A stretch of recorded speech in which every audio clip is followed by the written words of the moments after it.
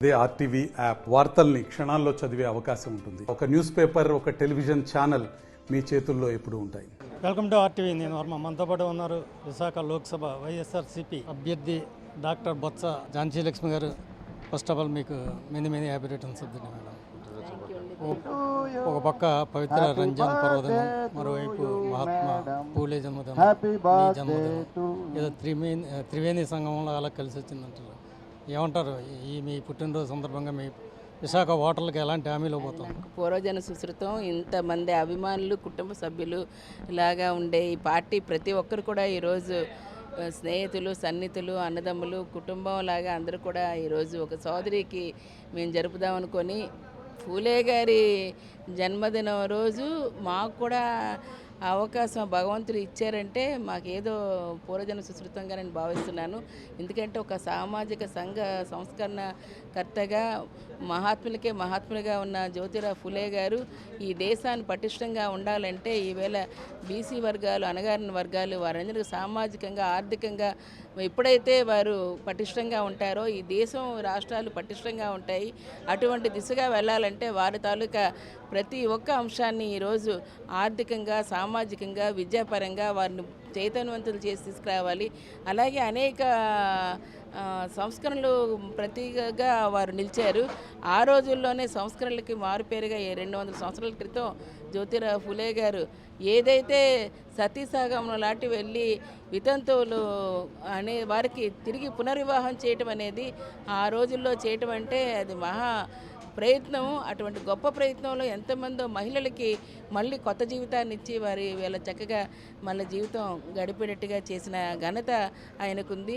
అంతేకాకుండా పురుషులతో సమానంగా స్త్రీలు కూడా వీళ్ళ విద్యలో ఉండాలి, సమానంగా అన్నింటిలో కూడా ముందుకు రావాలని, ఆడ మగ సమానంతో ఉండాలని ఆ రోజు జస్టిస్ చేసిన ఆ శ్రీకారం చుట్టిన వారు కూడా మరి ఈవేళ ఫులే గారే. మరి అటువంటి సంస్కరణలతో పాటు ఈరోజు అందరినీ కూడా ఒక తాటి మీద తీసుకొచ్చి ఐక్యత తీసుకొచ్చి ఈరోజు మనలో మనం అందరూ కూడా ఐక్యతగా ఉండి పటిష్టంగా నిలబడితేనే మన సమాజమే కాదు మన దేశానికి అది గట్టి పటిష్టం చేసి దేశ ఔన్నత్యాన్ని పెంచుతుంది, సౌరభాత్వాన్ని పెంచుతుంది. అటువంటి దిశగా ఈరోజు చేయాలని చెప్పని రాజకీయంగా ఉండే వారికి కూడా ఆలోచన చేసి ఈరోజు సంస్కరణలకి ఆద్యం పోసిన వారికి ఈరోజు అనేక మంది, వేలాది మంది ఈరోజు అవన్నీ నడిచిన అటువంటి కార్యక్రమాల వారి ద్వారా జరిగాయి. మేడం గారు ఒకటి చెప్పండి, మీ ప్రభుత్వ హయాంలో ఈ సామాజిక న్యాయం కరెక్ట్గా జరిగిందంటారు? 100కి 100 పాలు ఈవేళ నేను అదే చెప్పబోతున్నాను. ఏదైతే ఈవేళ ఘన నివాళులు అర్పించాలి అంటే వారి తాలూకు ఆశయాన్ని ఈవేళ మనం తీసుకుని వెళ్ళాలి.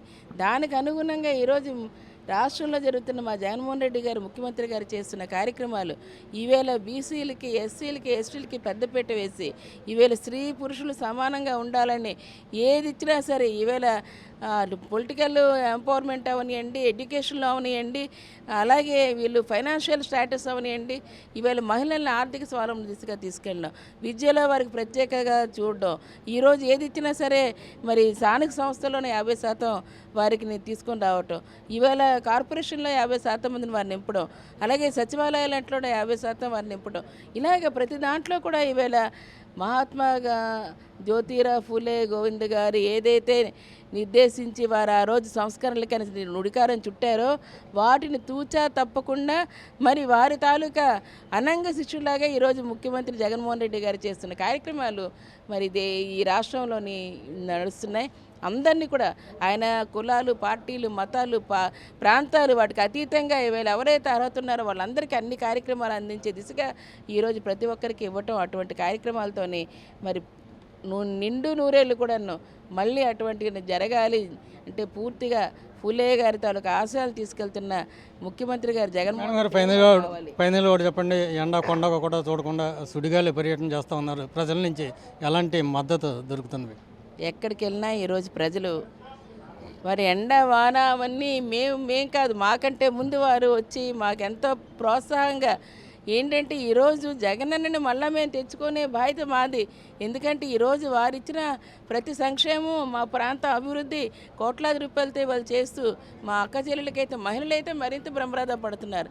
ఏవి ఇచ్చినా సరే మా పేర్ల మీద ఇస్తూ మాకు గౌరవాన్ని కల్పిస్తూ ఈవేళ ₹1 అప్పు తీసుకోకుండా ఈరోజు మాకు ఆర్థిక స్వావలంబన దిశగా తీసుకెళ్తూ మా ఇంటి యజమానికి బాగపోతే పెద్ద ఆపరేషన్ చేయాల్సి వస్తే ఈవేళ 2-3 ఆపరేషన్లు కూడా ఈరోజు ఆరోగ్యశ్రీ ద్వారా చేస్తూ ఈవేళ ఆర్థిక స్తోమత లేని నా భర్త నేను వదిలేసుకున్నాను, నా అన్నదమ్ముడు నేను వదిలేసుకున్నాను, నా కొడుకు నేను వదిలేసుకున్నాను, అటువంటి స్థితి నుంచి ఈరోజు మళ్ళీ పునర్జన్మనిచ్చిన అటువంటి మరి కలియుగ భగవంతుడు నాకు ఈరోజు జగన్మోహన్ రెడ్డి గారిని మళ్ళీ మేము తెచ్చుకుంటాం. అటువంటి సుఖ సంతోషాలు ప్రతి కుటుంబంలో చూస్తాం.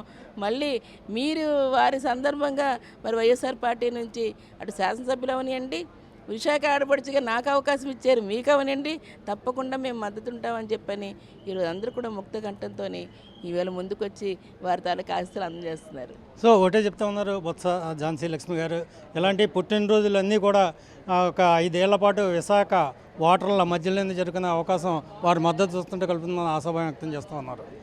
విశాఖపట్నం నుండి కెమెరామెన్ అజయ్తో కలిసి వర్మ, RTV కోసం. మరిన్ని వీడియోస్ కోసం ఛానల్ ని సబ్స్క్రైబ్ చేయండి. లేటెస్ట్ అప్డేట్స్ కోసం వాట్సాప్ ఛానల్ ని ఫాలో చేయండి. అండ్ లింక్ డిస్క్రిప్షన్ లో ఉంది.